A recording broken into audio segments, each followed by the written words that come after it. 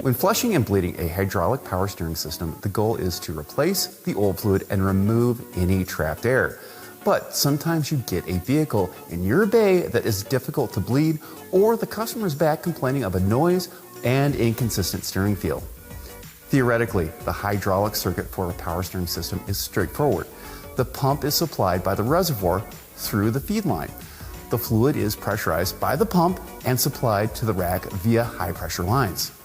After the fluid is done its work, it is sent back to the reservoir using the return line, which might include a cooler.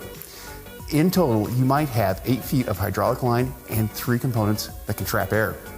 Removing the old fluid and bleeding out the air bubble is very similar across all makes and models, with the return line being used as a drain for the old fluid and the reservoir is replenishing the fluid when needed.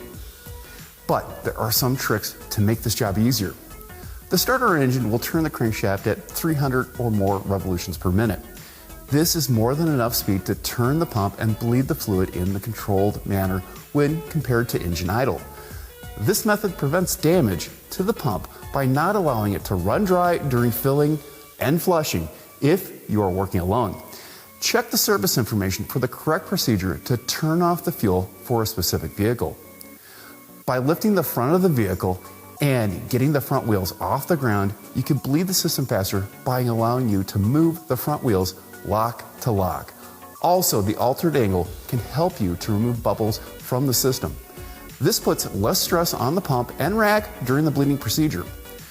Check the service information for more information on where to lift the vehicle. Another option is to use the turn plates on an alignment lift. Many reservoirs have baffles and screens designed to prevent debris from entering the system and the pump from being starved during cornering and braking.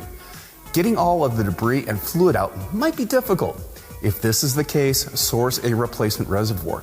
They are a lot less expensive than a pump or a rack. I'm Andrew Martell. Thank you very much.